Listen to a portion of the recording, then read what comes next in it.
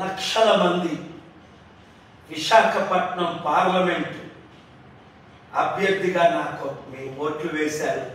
నా హృదయపూర్వక వందనాలు. మీరందరూ ఆశ్చర్యపోతున్నారు, ఏమైంది? 9 లక్షల ఓట్లు బీజేపీ టీడీపీ అభ్యర్థి అయిన శ్రీ భరత్కి ఎట్లా పడ్డాయి?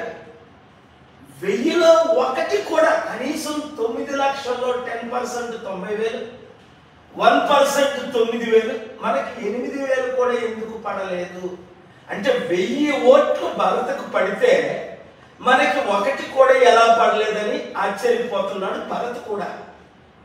అయితే షాకింగ్ ఏంటంటే భరత్ జనరల్ ఏజెంట్, చాలా మంచి తెలివైన వ్యక్తి, హ్యాండ్సమ్, ఒక స్టార్ లాంటి కమ్మ కమ్యూనిటీకి సంబంధించిన ఆయన. మేమందరం కూర్చుంటుంటే 6 మంది డిమాండ్ చేస్తున్నాం సంతకానికి. ఆయన షాకింగ్ స్టేట్మెంట్స్ ఇచ్చాడు. ఆయన పేరు సుమన్. ఆయన విశాఖపట్నం బార్ అసోసియేషన్ కి మాజీ ప్రెసిడెంట్, హైలీ ఎడ్యుకేటెడ్, చాలా మంచి ఆయనలా కనబడ్డాడు. పరిచయం చేసుకొని మేమందరం ఉంటుండగా, సార్ మోదీ గారి దయతో ఈవీఎం ఆర్గనైజ్డ్ రష్యన్ చిప్ ద్వారా జరిగినది 25% ఓట్ బ్యాంక్ మాకు అందింది. అందుకే చంద్రబాబు నాయుడు గారు కూడా మోదీ గారితో పొత్తులు పెట్టుకోవడం జరిగింది, మాకు లాభం అయింది. అవును, ఎవరెవరు షాక్ అవుతున్నారు, ఎందుకు షాక్ అవుతున్నారు, మీ కామెంట్లన్నిటికీ నేను జవాబులు ఇస్తాను. మోదీ గారు షాక్ అవ్వట్లేదు, బీజేపీ నేతలు షాక్ అవ్వట్లేదు, వాళ్ళందరికీ తెలుసు.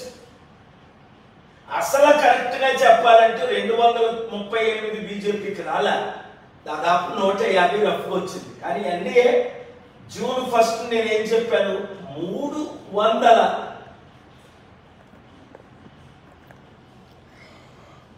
ఓటమితో బీజేపీ గవర్నమెంట్ ఫార్మ్ చేస్తుంది, మోదీ నెక్స్ట్ ప్రధానమంత్రి అని. చాలా మంది దాదాపు 280-300 ఇండియా కూటమి అంటే రాహుల్ గాంధీ, మమతా బెనర్జీ, సిపిఐ, సిపిఎం, వీళ్ళందరికీ కేజ్రీవాల్ వస్తుందని అంచనా. అయితే 200 దాదాపు 32 వరకు వచ్చాయి ఇండియా కూటమికి. ఇక్కడ ఆశ్చర్యపోతుంది ఎవరంటే పురంధేశ్వరి. 2019లో నేను విశాఖపట్నంలో పోటీ చేస్తే 36,000 వచ్చాయి. ఇప్పుడు లక్షలతో నేను ఏ విధంగా రాజమండ్రిలో బీజేపీ అయ్యాను. ఎక్కడి నుంచో కడప నుంచి వచ్చిన సీఎం రమేష్ అనకాపల్లి, నేను అనకాపల్లిలో ఎలాగే ఎంపీ అయ్యాను. ఇలాగ బీజేపీ నాయకులందరూ ఆశ్చర్యపోతున్నారు. దేశ నాయకులు కాదు, నేను రాష్ట్ర నాయకుల గురించే నేను చెప్తున్నాను. సో ఇప్పుడు మీకు అర్థమైందా? ఆశ్చర్యం ఏమిటంటే చంద్రబాబు నాయుడు గారు, పవన్ కళ్యాణ్, లోకేష్ షాక్ అవుతున్నాడు. పవన్ కళ్యాణ్ చూడండి, ఏం చెప్పాలో అర్థం అవట్లేదు. ఏ విధంగా 21లో 21 గెలిచాం, ఆయనదే గెలవడం కష్టం అని అనుకున్నాను. అయితే జగన్మోహన్ రెడ్డి గారు ఎక్కువ షాక్ గురయ్యారు. ఆయన చెప్పలేకపోయారు. ఎందుకు? 32 కేసులు ఉన్నాయనా, 11-12 కేసులు. మాకు ఆశ్చర్యం అయ్యింది. మేము ఇన్ని సేవలు చేశాము, ఆరామస్థాన్ సర్వే ప్రకారం 94 నుంచి 104 రావాలి, మాకెందుకు రాలేదు? ఇన్ని కోట్ల మంది, లక్షలకు 2,70,000 కోట్లు డైరెక్ట్ ట్రాన్స్ఫర్ చేశాం. అవును, అవన్నీ సత్యాలే. ఆయన చెప్పలేదు, నేను చెప్పగలను. ఎందుకంటే నేను మీ కొరకు ఫైట్ చేస్తాను. ఫస్ట్ మన గురించి మనం మాట్లాడదాం. విశాఖపట్నం కొంతమంది కామెంట్స్ ఏం పెడుతున్నారు, మరి అయోధ్యలో ఎందుకు బీజేపీ తక్కువ ఓట్లతో గెలుస్తుంది, ఎన్డీఏకి 400 ఎందుకు రాలేదు అనుమానించరా? ఇప్పుడు అంతవరకు ఎందుకు? ఆంధ్రప్రదేశ్లో బీజేపీ 1% ఓట్ బ్యాంక్ లేదు, పోనీ టీడీపీ 20% కలిసి అనుకుంటాం. మరి 50%, 60% ఎవరు చేయాలి? ఇది షాక్ కాదా? తెలంగాణలో 8 బీజేపీ స్థానాలు ఎలా గెలిచారు? 8-10% ఉన్నవారు, పోనీ క్యాండిడేట్లు బట్టి ఇంకో 10% వేయండి, 20% కదా. మరి 8 సీట్లు ఎలా గెలిచారు? 60 ఇంత స్ట్రాంగ్ గా ఉన్న బీఆర్ఎస్ ఒక్క సీట్ కూడా రాలేదు. అన్ని సీట్లలో 1-2 తప్ప డిపాజిట్లే కోల్పోయింది. ఇది ఈవీఎం ప్రభావం అని మీకు తెలుసు, నాకు తెలుసు, అందరికీ తెలుసు. 3 రకాలుగా ఈవీఎం ట్యాంపర్లు అవుతాయి. ఒకటి, ఓటు వేసేటప్పుడు మనకి కనిపించింది ఆ గుర్తైనా వాళ్ళు ఆర్గనైజ్ చేసిన, ఎగ్జాంపుల్ నాకు 14 సీరియల్ నెంబర్ కొండకు ఓటేశారు. అది 3 భారత్కి వెళ్ళగలిగింది అంటున్నాను. ఝాన్సీకి ఎందుకు వెళ్ళలేదు అంటున్నాను. నేను ముందు నుంచి చెప్తున్నాను, ఝాన్సీకి 3 నుంచి 3.5 ఎక్కువైతే 4 ఎన్ని వచ్చాయి, 4 లోపునే వచ్చాయి. భరత్కి ఎన్ని రావాలి, 4:30 వచ్చింది, 3:30 రావాలి. ఎందుకు?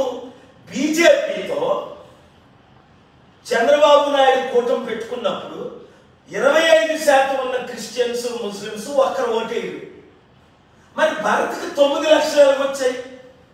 నాకు పడిన 2.5-3 లక్షల క్రిస్టియన్స్, 2 నుంచి 3 లక్షలు నిరుద్యోగులు, 2 నుంచి 2.5 లక్షల బీసీ కాపులు, ఒక స్టీల్ ప్లాంట్ అమ్మకాన్ని ఆపినందుకు పడిన ఓట్లు ఎక్కడికి వెళ్ళాయి? 14 బట్టలు నొక్కితే 3కి వెళ్ళాయి భరత్కి. అందుకే 4 లక్షల లోపల రావాల్సిన భరత్ నాకు వచ్చిన 5 లక్షలు 9 లక్షలు ట్రాన్స్ఫర్ అయిపోయింది. ఇక్కడ ప్రాబ్లం ఏంటంటే దొంగలు దొరికిపోయారు అడ్డగానే. ఫస్ట్ నేను కోర్టులో పిటిషన్ వేశాను, ఈవీఎంలు ఎందుకు మాకు లైవ్ లింకులు ఇవ్వట్లేదని. కోర్టు, ఆనరబుల్ హైకోర్టు ఇంకా కోర్సు పెండింగ్ ఉంది, కంటిన్యూ అవుతుంది. ఎందుకు ఇవ్వలేదని కోర్టు కూడా ప్రశ్నించింది. మే 23ని, మే 30వ తారీఖుని. దానికి రిప్లై కూడా లేదు. ఎందుకు? 2019లో లింకులు ఇచ్చారు. ఇవాళ ఆర్ఓకి నాకు అదే గొడవైంది. ఇక్కడ డాక్టర్ మల్లికార్జున్ అని పాపం మకుం చూడలేకపోయి వాళ్ళు. అరే బాబు, నేను ఇచ్చిన కంప్లైంట్ సంతకం తీసుకోరా అంటే తీసుకోడు, నేను పెట్టను, ఎక్కడుందో పెట్టమని. మరి ఇప్పుడు గంట క్రిందటే ఆర్ఓ లక్ష్మారెడ్డి గారు, గాజువాక ఎమ్మెల్యే కాన్స్టిట్యూన్స్ ఆర్ఓ గారు సెకండ్లో సంతకం పెట్టారు. ఎందుకు పెట్టట్లేదు? తెలిసిపోయింది. తప్పు చేసిన వాళ్ళకి మేము తప్పు చేశామని తెలిసిపోయింది. Doctor A Mallikarjun, Visakhapatnam collector, చరిత్రహీనుడిగా మిగిలిపోతాడు ఆయన. మరలా గాని ఈ ఎలక్షన్ ఈవీఎం లైవ్ లింకులు ఎందుకు ఇవ్వలేదు? నేను ఒకటే కాదు, 17 మంది సంతకాలు పెట్టి అడిగాం. ఇంకా 10 మంది జాయిన్ అయ్యారు. అంటే దాదాపు 33లో వైసీపీ, టీడీపీ తప్ప అందరూ అడిగారు. వైసీపీ కూడా సంతకం పెడతాను. ఈరోజు కాంగ్రెస్ క్యాండిడేట్ షాక్ అయిపోయారు. పాల్ గారు, మీరే కానీ గెలవకపోతే 5-6 లక్షలతో నేను ధర్నాలో మీతో కూర్చుంటాను. ఎందుకంటే నాకైతే 20-30 వేలు వస్తాయి, మీకు మాత్రం 5-6 లక్షలు మినిమం. క్రిస్టియన్ ఓటు 2-3 లక్షలు, యూత్ ఓటు 2-3 లక్షలు, బీసీ ఓటు కొన్ని 2 లక్షలు, కాపులు, స్టీల్ ప్లాంట్ ఒక 50,000 లక్ష నిర్వాసితులు. అవన్నీ ఏమయ్యాయి? 9,000 కూడా ఎందుకు రాలేదు? ఇప్పుడు ఆలోచించు. అయ్యేమో చెప్తా, అవి ట్రాన్స్ఫర్. రెండోది ఏంటి? EVM replace. మీకున్న ప్రశ్నలు ఏంటంటే, మరి బీజేపీ డైరెక్ట్గా 300 అనుమానం రాదా? తీసుకుంటే అసలు బీజేపీకి 150 రావడమే కష్టం. అందుకని సౌత్లో పడ్డారు. చంద్రబాబు నాయుడు గారిని జగన్ అరెస్ట్ చేయలేదు. పెద్దవాళ్ళు పర్మిషన్ ఇస్తేనే అరెస్ట్ అయ్యారు. అరెస్ట్ అయిన తర్వాత లోకేష్ గారిని తిరగడం, ఢిల్లీ సరెండర్ అవడం. ఎందుకు? మరి ఏం చేస్తా? నితీష్ కుమార్ లాంటి వాడు 18 సంవత్సరాల ముఖ్యమంత్రి సరెండర్ అయిపోయాడు. బీహార్ ముఖ్యమంత్రి సరెండర్ అవ్వలోడు కేజ్రీవాల్ అంటాడు. మరలా ఎలక్షన్ రిజల్ట్ చూడకుండా జైల్లో పెట్టారు. ఇవన్నీ మాట్లాడుతూనే ఉంటాను మీ తరపున. కనుక ప్రార్థించేవారు డిస్కరేజ్ అవ్వకండి, ఎంకరేజ్గా ఉండండి. 2 ప్రజాస్వామ్యం కూనీ అయిందని 140% ఓట్లు వేయడం మానేశారు. దాన్ని ఎలా రెస్టోర్ చేయాలి ఫెయిత్ అంటే ప్లాన్ ఆఫ్ యాక్షన్ నేను ఫ్యూచర్లో మాట్లాడతాను. ఇప్పుడు అది చూసారా? కామెంట్ వరప్రసాద్ ఏమంటాడు? ఈవీఎం మెషిన్స్ ఏదో చేశారు. Rahul Raina, I want to meet you personally. Vijay Reddy, you are correct. Naga Trinatha,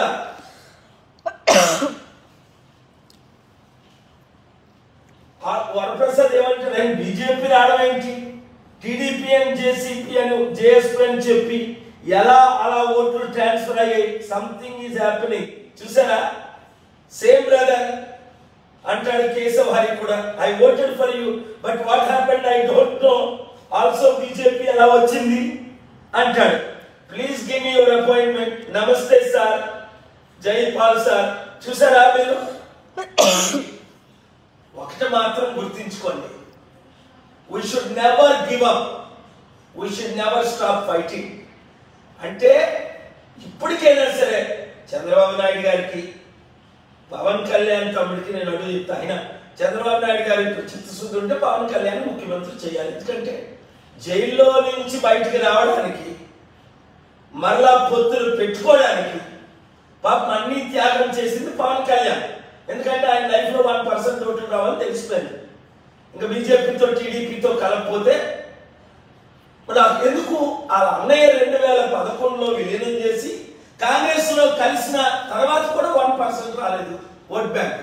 అనుభవంతో పవన్ కళ్యాణ్ రైట్ స్టెప్ తీసుకొని కనీసం లైఫ్ లో ఏదో సాధించామన్న ఉద్దేశంతో వెళ్ళినందుకే చంద్రబాబు నాయుడు గారు కాపులు ట్విస్ట్ చేయడానికి సెంట్రల్ లో ఆయన ఎన్డీఏ కోఆర్డినేటర్ ఉంటారు. ఏమో నిజంగా చెప్పాలంటే ఈ కూటమిలో ఉన్నోళ్ళు, ఎన్డీఏ కూటమిలో ఉన్నోళ్ళు 40 మంది బయటకు వచ్చారు అనుకోండి, ఇండియా కూటమే గవర్నమెంట్ ఫార్మ్ చేస్తుంది. రాగలరా? ఆ దమ్ముందా చంద్రబాబు నాయుడు గారికి కానీ, నితీష్ కుమార్కి కానీ, కేజ్రీవాల్కి ఉన్న దమ్ముందా? లేదు. వాళ్ళు వెళ్ళి పాద పూజ చేసి కాంప్రమైజ్ అయ్యి సరెండర్ అయ్యారు. ఎందుకు అలాంటి ప్యాకేజ్ స్టార్ లైఫ్లు? బ్రతుకుంటే ఏంటి, చావైతే మేలన్నాడు అపోస్తలుడైన పౌలు. అమ్మకం పర్వాలేదు అని మణిపూర్లో అనేక మంది, మేము మానాన్ని నమ్మం, సరెండర్ అవ్వం అని ఇండియాలో అనేక మంది హీరోస్ ఉన్నారు. కనుక మీరు వాళ్ళు ఏమి ఇస్తున్నారో ఆ పంటనే కోద్దురని వాళ్ళు చేసిన దాడులు బట్టి మేము దాడులు చేస్తాం అనుకుంటున్నాను ఆ టీడీపీ నాయకులు. ఇప్పుడు అర్థమైంది కదా మీకు? అప్పుడు వైసీపీ దాడులు చేశాం మా మీద, ఇప్పుడు మేము చేస్తామని అనుకున్నారో మీరు ఫుల్స్ అవుతారు, మీరు కూడా సఫర్ అవుతారు. ఎందుకంటే మనుషుడు ఏమి విత్తునో, బియ్యం విత్తే బియ్యమే పంట, ముళ్ళు విత్తే ముళ్ళు, మంచి విత్తితే మంచి పంట.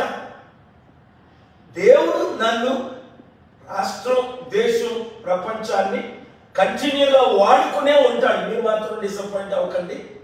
మీరు మాత్రం ఎక్కువ కాల్ చేసి మీరందరూ ప్రశ్నలు అడుగుతున్నారని నేను ఇందాక మధ్యాహ్నం ప్రెస్ మీట్ లో మాట్లాడాను, ఇప్పుడు లైవ్ లో వచ్చాను. మరలా రేపు రాత్రి 9 గంటలకి మీకు ఏమైనా క్వశ్చన్స్ ఉంటే నేను ఆన్సర్ చేస్తాను. టెక్స్ట్ లో పెట్టండి. Thank you very much. God bless you.